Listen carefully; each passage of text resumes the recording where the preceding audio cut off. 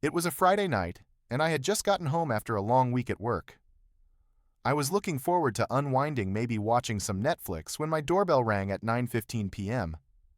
I was not expecting anyone. When I opened the door, my heart stopped. Standing there was Sarah, the woman I had loved, and who had vanished from my life 2.5 years ago. In her arms was a little girl, maybe 2 years old. Before I could even process what was happening, Sarah looked me dead in the eye and said, "Domingo, this is your daughter. I need you to step up now. Before I tell you how this nightmare unfolded, I want to know where you are watching from. Are you dealing with something similar? Drop your location in the comments below. And if you want to hear how I fought back against this manipulation, hit that like button and subscribe. Trust me, you will want to stay until the end of this one. Now let me take you back to where it all started. To understand how I ended up in this situation, you need to know about Sarah and me. We met 5 years ago at a coffee shop in downtown Portland, Oregon. I was 23 at the time, fresh into my career as a software engineer, and she was a graphic designer with this free-spirited energy that drew me in immediately. We hit it off right away. Our first date turned into a weekend together, and before I knew it, we were inseparable. For the first 2 years, things were incredible. Sarah was creative, spontaneous, full of life. I was more grounded, reliable, the kind of guy who liked routines and stability.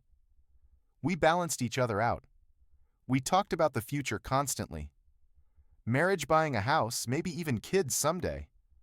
I was ready to build a life with her. I really thought she was the one.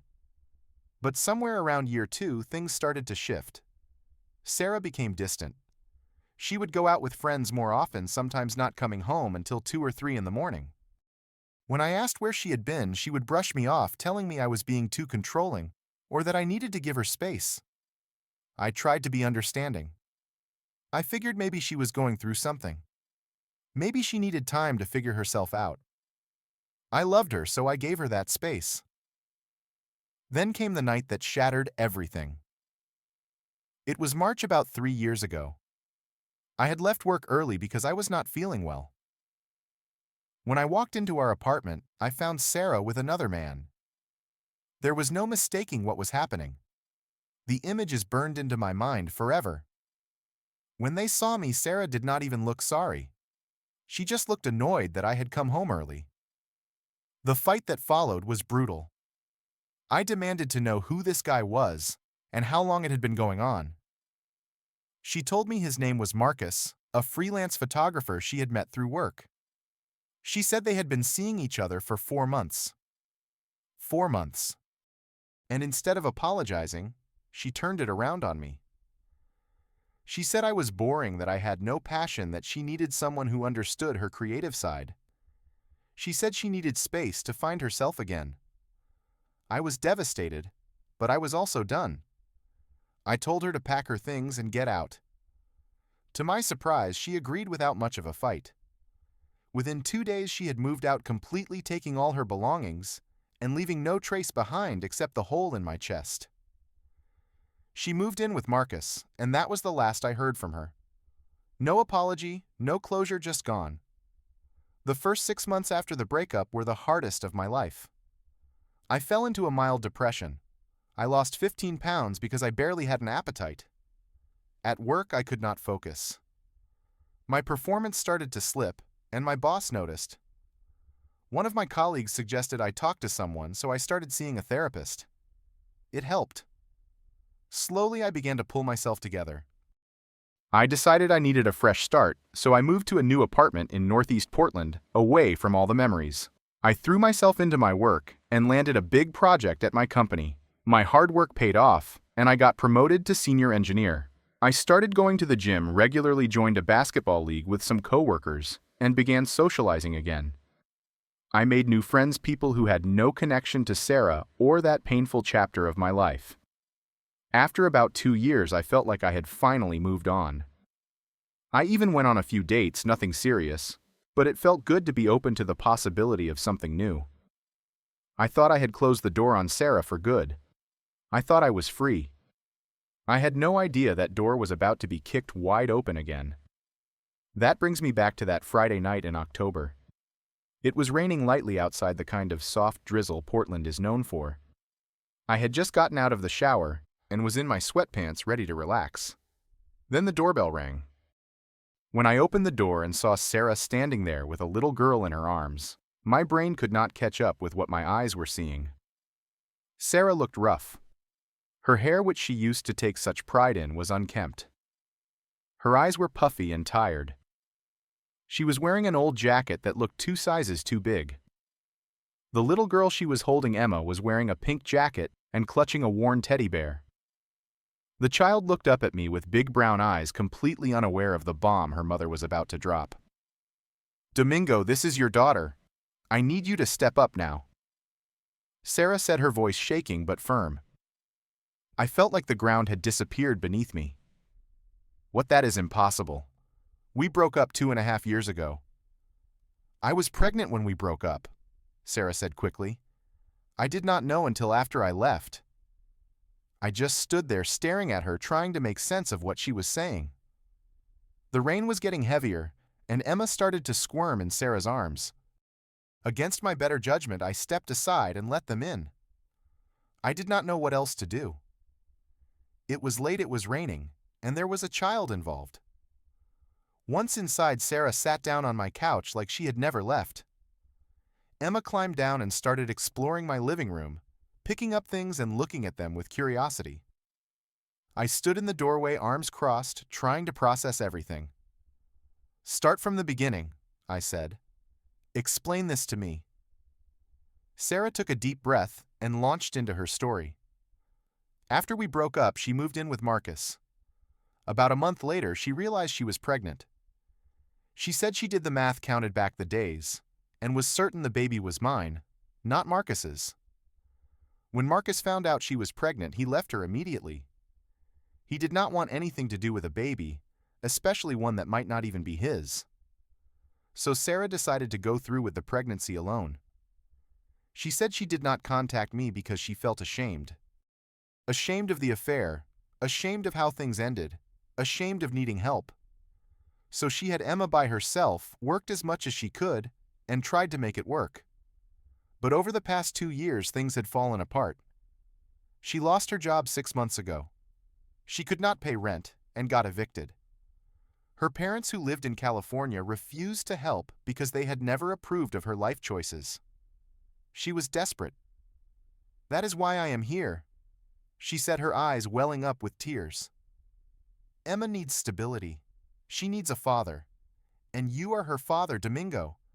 I know I messed up, but you have to do the right thing now." I felt anger rising in my chest. "Why did you wait 2.5 years to tell me this?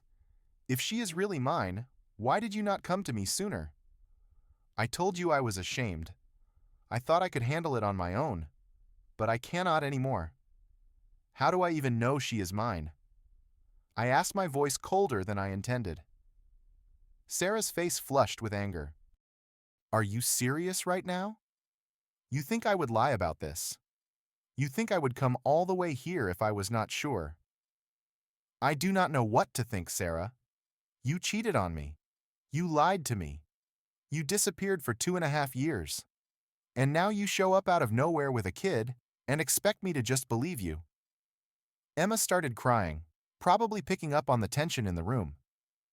Sarah picked her up and rocked her gently, glaring at me the whole time. "You are being heartless. This is your daughter. She is your blood." I did not respond.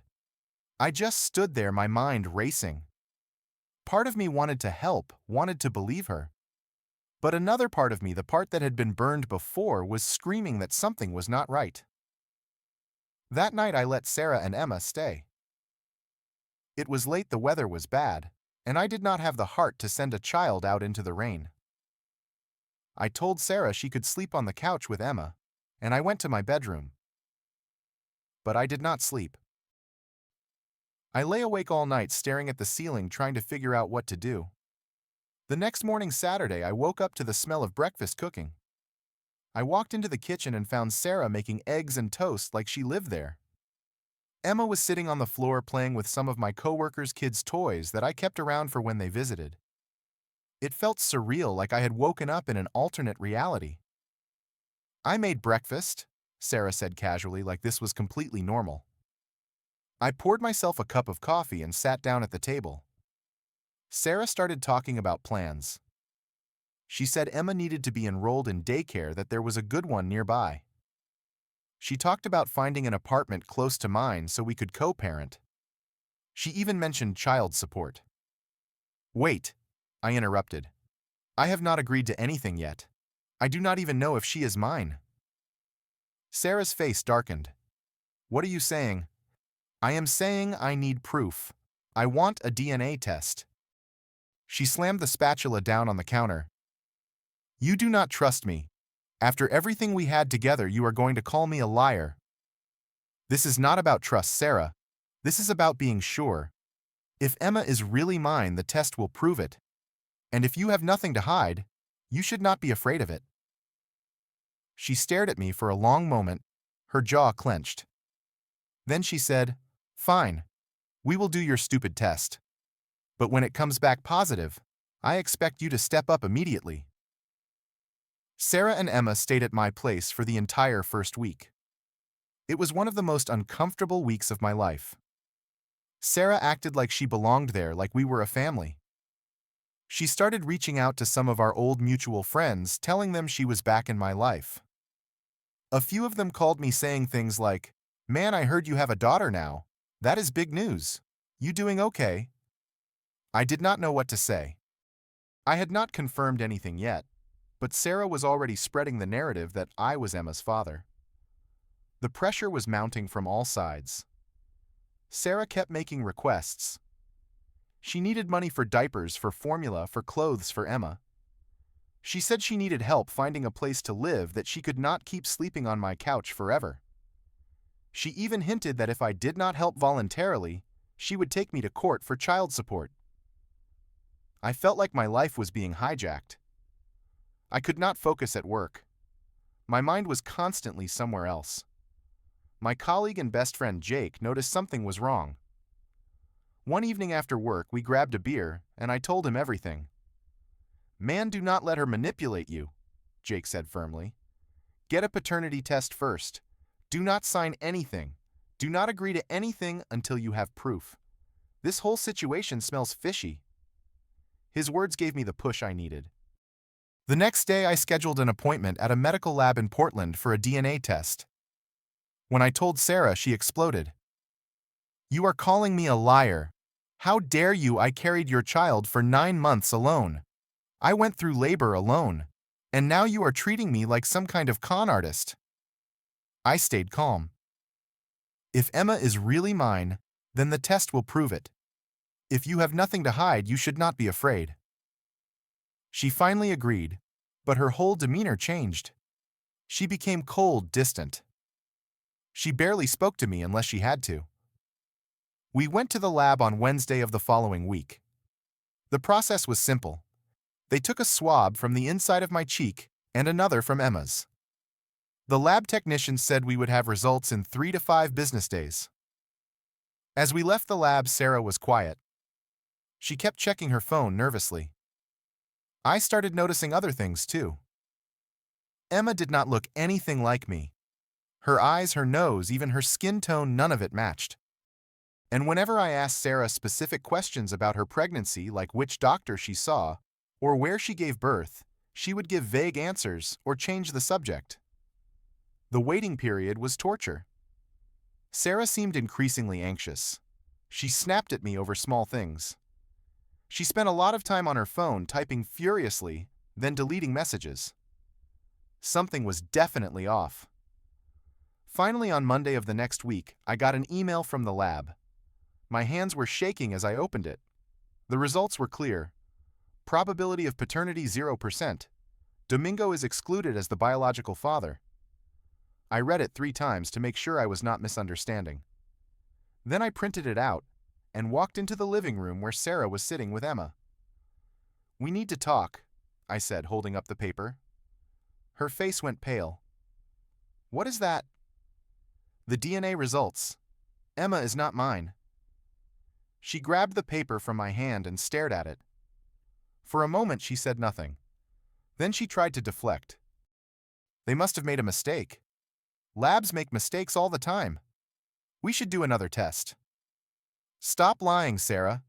You knew this all along, did you not? She looked up at me and I saw the truth in her eyes. She knew. She had always known.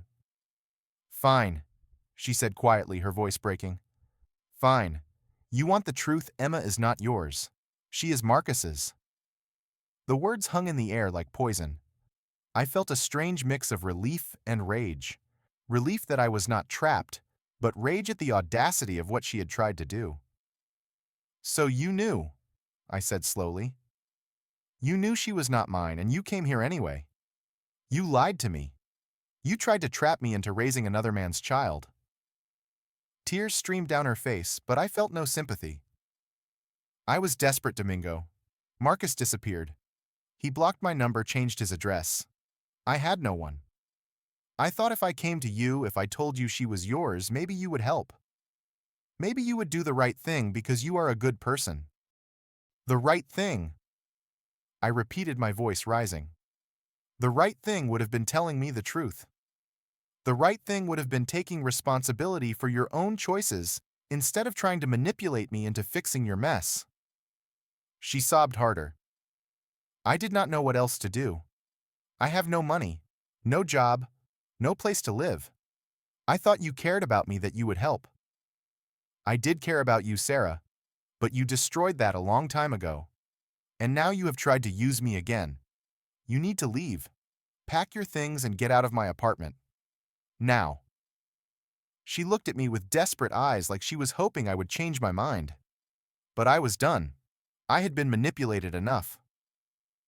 Sarah packed her things that afternoon. It did not take long since she did not have much. Before she left, she made one last attempt. Emma still needs help. Can you at least help us with rent for a few months, just until I get on my feet? I shook my head. That is not my responsibility. You made your choices. You need to deal with the consequences. She left without another word, carrying Emma and her small bag of belongings. I watched from my window as she walked down the street and disappeared around the corner. Then I closed the door, locked it, and felt a wave of exhaustion wash over me. Over the next few days, I did some digging. I reached out to a couple of mutual acquaintances and learned that I was not the first person Sarah had approached. She had tried contacting at least 2 other men before coming to me, both of whom had refused to help once they realized what she was asking. She had a pattern of seeking out people she thought would rescue her. I changed my locks immediately.